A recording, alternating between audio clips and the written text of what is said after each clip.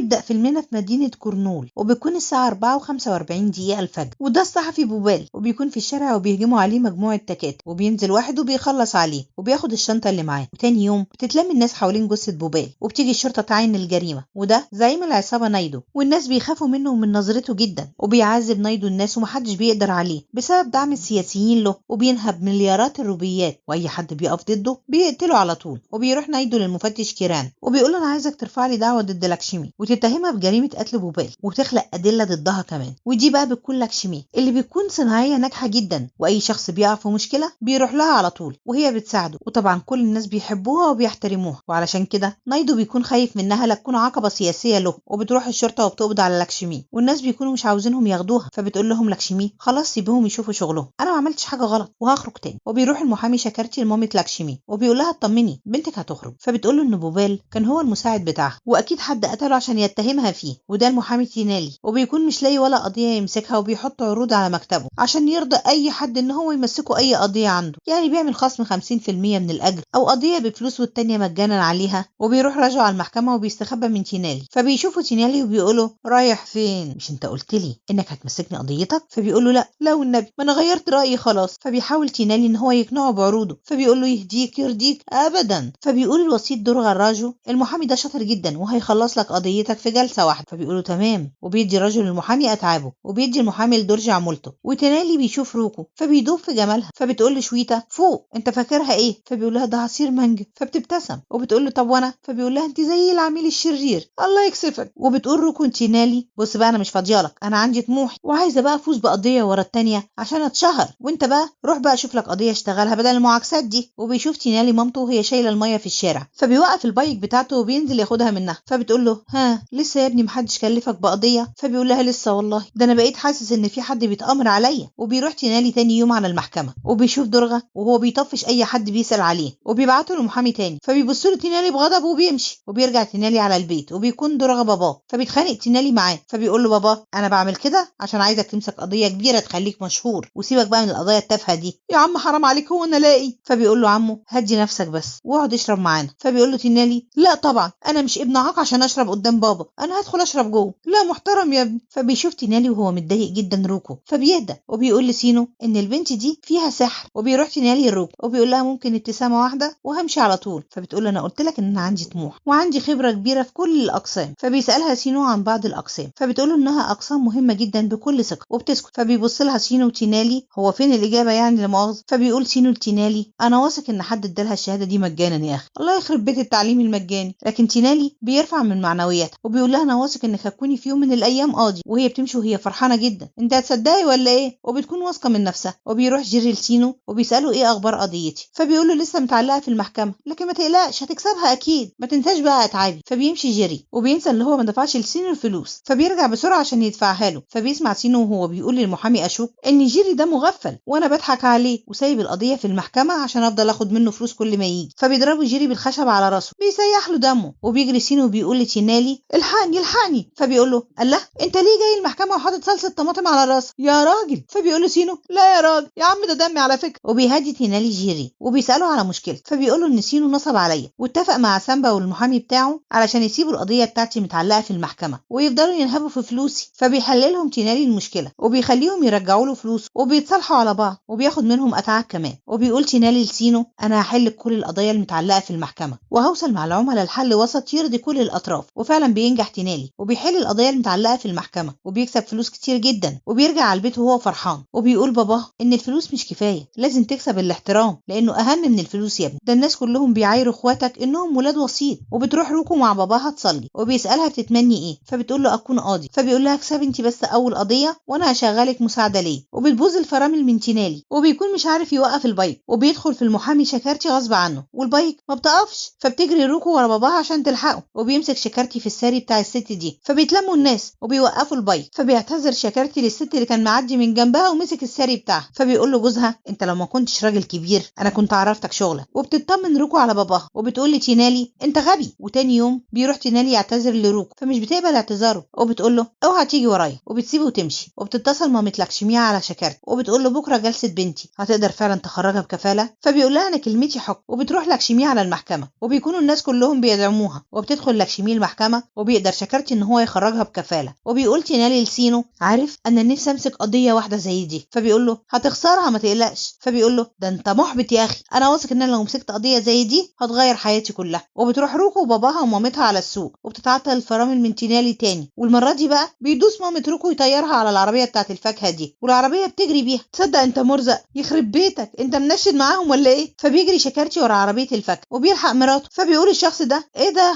هو الشمام بكام؟ فبيضربه بالقلم. قال له وانا مالي؟ وبيقول له انا محامي، امشي من هنا. وبتتخانق روكو مع تينالي وبتقول له فاضل انا بقى في عيلتي، انا اللي لسه ما انضربتش منك، يلا اضربني. فبيضربها. فبتقول له روكو انا هرفع عليك قضيه وهدخلك السجن، تصدق بقى؟ وبتشاور له بصباعها وهي ماشيه وبتقول له هذبحك. فبيغني تينالي وبيرقص وبيفضل ورا روكو في كل مكان وهي بتكون مش طايقاه. وبتصبح روكو على باباها الصبح. فبيقول لها باباها وشك فيه سحر، اول ما بشوفه بهدى خالص وبنسى كل همومي. فبتفتكر تينالي لما قال لها الكلام ده وبتروح تمارس رياضه الجري. وبتقول لشويتا ان تينالي طلع عنده نظر لان بابا قال لي نفس كلامه. وبيتخانق الشخص ده مع مراته في التليفون. فبتسمعه روكو وهي معديه وبتقول له وشي فيه سحر هينسيك همومك، بصي في عيني كده. فبيبص لها الراجل وبيقول لها امشي يا بنت من قدامي بدل ما اخلع لك عينيك واكسر لك سنانك كمان، جابكم القرف، ستات ما وراهاش غير الهم والغم. فبتغضب جدا روكو وبتروح تتخانق مع تينالي وبتقول له انت قلت لما بتبص في عيني بتهدى، مع ان الراجل ده كان عاوز يخلع لي عيني. فبيقول لها انا بتكلم عن نفسي ومش شرط ان كل الناس تكون زيي. وبيروح تينالي يحل مشكله بين راجل متجوز 2 ستات وبيكونوا رافعين عليه قضيه. فبيشوف شكرتي تينالي وبيسال المساعد بتاعه هو بيعمل ايه هنا. فبيقول له بيحل القضيه المتعلقه في المحكمه. فبيقول له اهو ده اخره وبيمشي. وبيتفق ان تاني مع الزوج انه يدفع فلوس للي هتسحب القضيه من زوجاته الاثنين وتتطلق. ولما بيعرض تينالي عليهم الفلوس الاثنين بيطمعوا في الفلوس وبيكونوا عايزينها. فبيسالهم تينالي حد فيكم معاه اولاد؟ فبتقول له دي انا عندي بنت. فبيقول لها خلاص خليها تعيش مع باباها، انما انت بقى تاخدي الفلوس عشان ما تبقيش اتظلمتي. وبتسمعوا روكو وبتكون مبسوطه منه جدا وبتاخد روكو شويته وبيروحوا على المصنع ده. وبتقول لها انا داخله عشان اعمل تسويه جوه زي تينالي بالظبط. فبتقول لها بس المكان هنا يقلق، خديني معاكي عشان ما تكونيش لوحدك. فبتقول لها لا ما تخافيش استني انت هنا. وبتدخل روكو لصاحب القضيه فبتلاقيه بيشرب وشكله كده مش مظبوط خالص وبيمشي اصحابه عشان يعتدي عليها. فبتجري روكو منه فبيحوطوها كل اللي في المصنع. وبتكون شويته اتصلت على تينالي وبيروح لروكو وبيقول لها اضحكي عشان انسى توتري. فما بتضحكش. فبيضرب تينالي ده يطيره وبيضرب ده بالرجل وده كمان وبيكسر لده دراعه وبيخبط ده في الارض وبيمسك الحديده وبيضرب ده وده في وشه جامد وبيمسك ده رجل مينالي وبيقول لها ابوس رجلك اضحكي اضحكي والا هيقتلنا. فبيضرب تينالي ده في مناخيره. فبيقول له اضحك لك انا بدلها. فبيضحك وبيخلي روكو وكل الموجودين يضحكوا. فبيسيبهم تينالي يمشوا وبيزعق لروكو وبيقول لها انت مجنونه عشان تيجي هنا، ازاي تيجي مكان زي ده؟ انت ممكن تعملي تسويه في القضايا المدنيه مش القضايا الجنائيه، ده واحد متهم بالقتل والاغتصاب هتعملي معاه تسويه ازاي؟ اتفضلي مش قدامي اتفضلي. وتاني يوم بتروح روكو لتينالي وبتقول له انا بحب. فبيبصها من خدها وبيشوفها باباها وبيكون واقف مصدوم. وبيقول المساعد بتاعه انا صورت لك بنتك فيديو هو لو تحب تشوف. فبيضربه من غيظه انت غبي. وبيروح شكرتي لبابا تينالي فبيهينه وبيضربه بالقلم وبيقول له خلي ابنك يبعد عن بنتي والا هقتله. وبيرجع درجة على البيت وهو حزين جدا وبيعيط وبيقول لتينالي انا كنت فاكرك هتخليني احصل على الاحترام لكني فقدته بسببك. وبيحكي له اللي شكرتي عمله معاه. فبيغضب جدا تينالي وبيتصل على روكو وبيسالها على باباه. فبتقول له ان هو في بستان المانجا. فبيروح تينالي على بستان المانجا وبيستنى شكرتي هناك. فبيبصوا يلاقوه جاي مع نايدو ورجالته. وهنا المفاجاه بقى ان بيطلع شكرتي هو المحامي بتاع نايدو مش زي ما الناس فاكره ان هو المحامي بتاع لاكشمي. وبيتصدم تينالي وروكو لما بيعرفوا. وبيكون شكرتي هو اللي اتفق مع نايدو علشان يورط لاكشمي وقالوا ان هو هيكون المحامي بتاع لاكشمي ويتسبب في حبسها. وبيأجر شكرتي 2 عشان يشهدوا الزور ضد لاكشمي في المحكمه علشان يثبتوا عليها جريمه القتل. فبيقولوا نايدو علشان ذكائك ده انا اديت لك ال70 فدان بتوع المانجا دول هديه. وبيغضب تينالي من اللي بيسمعوا وبيقول لهم مجرمين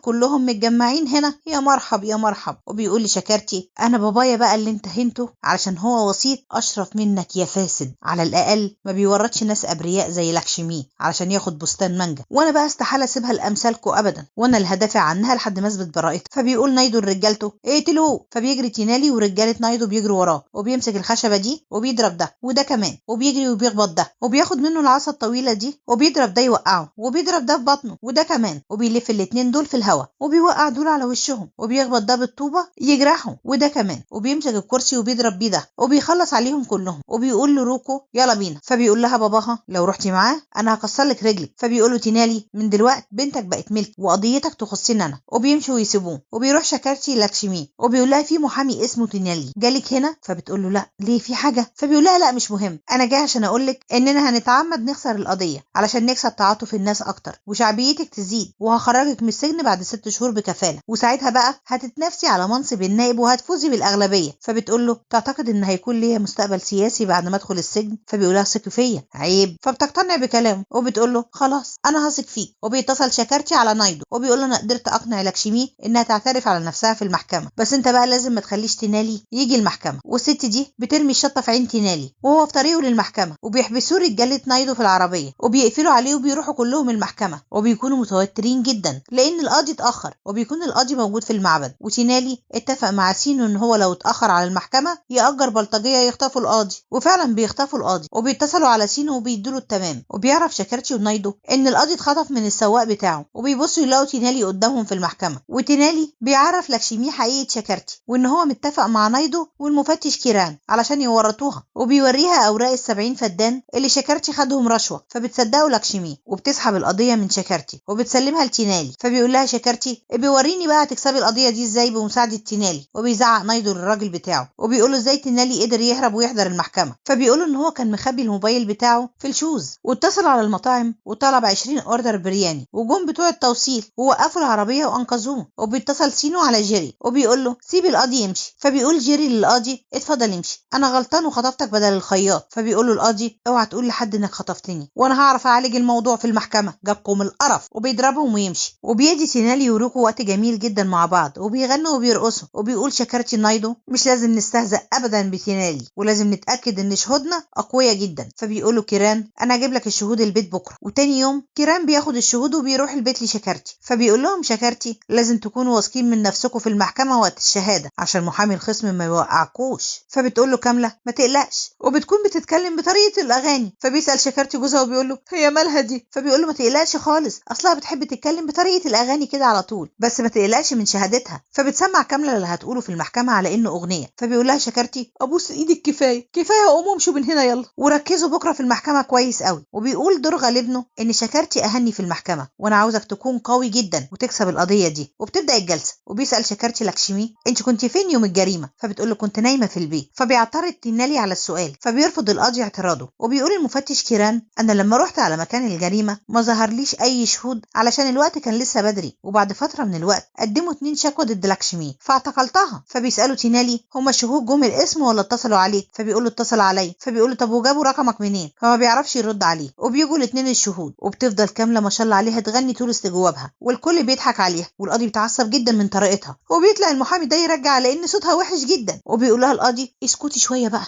ارحميني بقى، وبيروح يتعالجي يا ست انت. وبيقول لجوزها احكي لي انت اللي حصل. فبيقول له احنا شفنا لاكشمي وهي بتخلص على الصحفي قدامنا. فبيقول له تينالي وعرفت منين انه كان صحفي؟ فبيقول له خمنت. فبيساله الساعه كانت كام وقت الجريمه؟ فبيقول له كانت 24 دقيقه. فبيقول تينالي للقاضي انهم بيكذبوا لان جريمه القتل حصلت الساعه 4 و45 دقيقه، وبيقدم اثبات على كلامه. وبيشوف القاضي الاثبات وبيحكم ببراءه لاكشمي ومعاقبه كيران والشهود على كذبه. لا يا لئيم ده على غناه. وبيوقف شكرتي عن ممارسه المحاماه. وطبعا نايدو بيكون متغاظ جدا وبيكسب تينالي القضيه، وبيكون باباه فخور بيه جدا وبيبص له شكرتي بغيظ. ولاكشمي بتشكر تينالي وبتكون روكو مبسوطه جدا، وبيهجم الشخص ده على لاكشمي وهي واقفه وسطهم، وبيكون معاه آلة حد عايز يقتلها بيه لكن ما بيعرفش وبتتجرح في دراعها. وبيجري تينالي ورا الشخص ده لحد ما بيوقفه وبيقول له انت مش عارف ان قتل شخص صالح زي لاكشمي دي جريمه كبيره؟ فبيقول له ان الكل مخدوع فيها لانها ست شريره وهي اللي قتلت ابني بوبال. وبيرجع بالاحداث لورا وبيحكي لتينالي عن يوم الجريمه. وبتنزل لاكشمي من التوك توك وبتوقف بوبال على الطريق وبتقول له انت فاكرني هسيبك بعد ما خدعتني ودخلت بيتي على انك محتاج شغل علشان تصور الاموال السوداء والاعمال الغير مشروعه والذهب اللي عندي وتنقلهم للاعلام وتنشرها على مواقع التواصل؟ فبيقول لها بوبال لانك بتخدعي الفقراء وخدتي ملايين الروبيات من البنوك على انها قرض علشان تبني للفقراء بيوت واحتفظتي بالفلوس لنفسك، ودمرتي كتير من القرى بسبب مشروع الطاقه ونهبتي مال الحكومه كلها علشان مشاريع المنجم. فلاكشمي بتخلص على بوبال وبتاخد الدليل اللي معاه وبتمشي. وبنرجع للحاضر تاني وتينالي بيتصدم بعد ما بيعرف الحقيقه وبيمشي بابا بوبال وبيخطفوا المجرم ده في الاتوبيس وهو معدي. فبيجري تينالي ورا الاتوبيس لحد ما بيركب فيه وبيكون مليان مجرمين ورابطين بابا بوبال وبيمسكوا المجرمين دول تينالي بقوه. وبتظهر لاكشمي في الاتوبيس وبتقول لتينالي انا مش صالحه زي ما انت فاكر، وبتخلص على بابا بوبال. فبيغضب جدا تينالي وبيحدف ده من الازاز وبيضرب ده ببطنه بكل قوته وده بالرجل وبيخبط ده في الازاز وده كمان. وبيتجمعوا المجرمين على تينالي وبيضربوه. وبتقول له لاكشمي انا هسيبك عايش لكن لو حاولت انك تقف في طريقي انا هقتلك. وبيحدفوه وبيوقفوه من الاتوبيس. فبيصرخ تينالي من غضبه، وبيرجع تينالي على البيت وهو حزين وبيفضل يعيط وبيحكي لعيلته على اللي حصل معاه، وبيلوم نفسه على موت بابا بوبال لان هو اللي خرج لكشمي براء. فبيقول له بابا ما تزعلش ودور على اي دليل وانت هتقدر تفتح القضيه من جديد. وتاني يوم بيروح تينالي على مكان الجريمه وبيسال الطفل ده مين اللي موجود هنا الساعه 4 الفجر. فبيقول له كيشور وعيلته، وبيعرفوا عنوانهم، وبيسمعوا الراجل بتاع لكشمي وبيمشي وراه. وبيروح تينالي كيشور وعيلته وبيسالهم عن جريمه القتل. فبينكروا انهم يعرفوا حاجه، بس بيكونوا متوترين جدا. لكن لما بيكلمهم تينالي عن الانسانيه وبيطلب منهم انهم يروحوا يشهدوا في المحكمه عشان لكشمي تتحاكم، بيوافقوا. وطبعا الراجل بتاع لكشمي بيسمعهم وبيروح يقول لها، فبتغضب جدا لكشمي وبتكسر الفاز من غيظها وبتقول لهم لازم تينالي والشهود يخافوا. ولما بيروحوا رجاله لكشمي يسالوا على الشهود في البيت بيلاقوهم نقلوا من المكان، وبيطاردوا رجاله لكشمي عيله تينالي. فبيدي تينالي لعيلته النقاب ده عشان يلبسوه والمجرمين مش هيعرفوهم. وبيقول المجرم ده انا عندي فكره، وبيتنكر المجرم في شكل واحده ست وبيروح لسينو على المحكمه. فبيخبط فيه وبيفضل يعكسه وبيقول له ممكن تيجي معايا البيت عشان نقضي وقت جميل مع بعض. فبيصدقوا سينو وبيروح معاها ولا معاه، وهوب بيلاقي المجرمين في وشه. قابل بقى يا معلم، وبيضربوه وبيسالوه خبيت الشهود فين. فبعد ما بياكل علقه محترمه كده بيقول لهم خبيتهم عند صاحبي جيري. وبيروح المجرم المتنكر على بيت جيري على انه واحده ست برضه، وبيقول له فين كيشور الخاين اللي وعدني بالجواز وخلي بيا. فبينزل كيشور واول ما بيشوف شكلها بيكون عايز يرجع تاني، وبيقول لها انا كلمتك يا عم، هو انت فيكي ايه من جمال الستات عشان احبك ولا ابصلك اصلا يعني؟ فبتقول له ايوه انت خدعتني انت وعيلتك كمان. فبينزلوا عيله كيشور وبيتجمعوا مع بعض وبيدخلوا باقي المجرمين عليهم وبياخدوهم وبيروحوا عند لكشمي. وبيقول لهم جيري ما تخافوش انا هدخل اوصل مع لكشمي لحل وسط. وبيدخل جيري وبينادي على لكشمي وبيقول لها يا عمتي. فبتضربه وبتقول له ايوه انا اللي قتلت بوباله وباباه وهقتل اي حد يقف في طريقي، روحوا ابعت لي الشهود بسرعه. وبيروح جيري يبعت الشهود وبيقول لكيشور ابقى اقول لها يا عمتي عشان هي بتحب الكلمه دي قوي.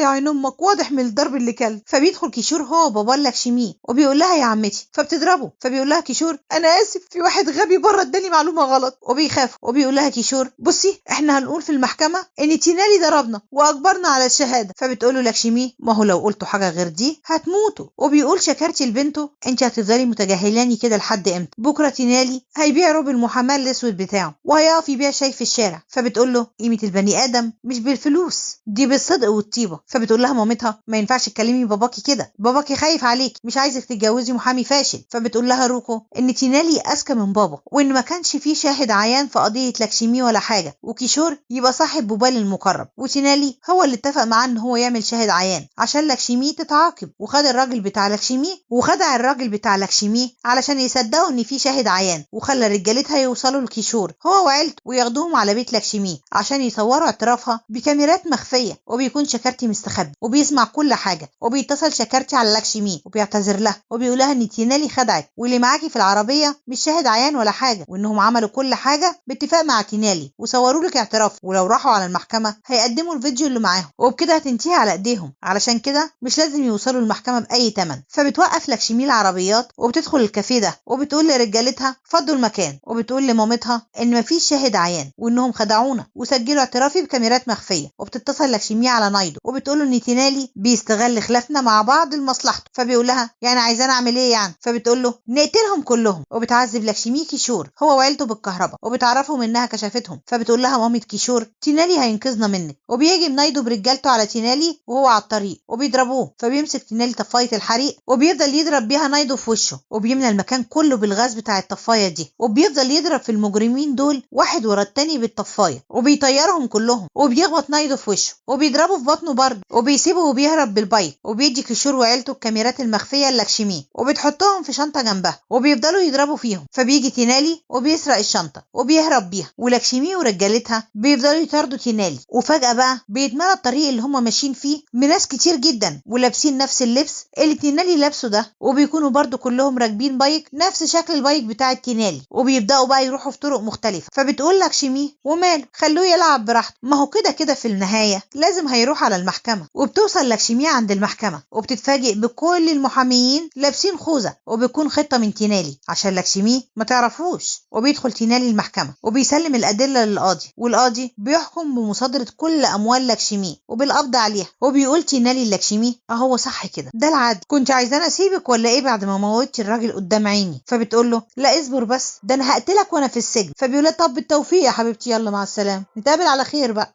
ولحد هنا بيخلص فيلمنا، ويا ريت كل اخواتي يواظبوا على الصلاه في مواعيدها. ولو عجبكم الفيديو يا ريت ما تبخلوش علينا باللايك، ولو اول مره تتفرجوا علينا يا ريت تعملوا لنا اشتراك وتفعلوا الجرس عشان يوصلكم مننا كل جديد بنقدمه، وان شاء الله اللي جاي هيعجبكم اكتر واكتر.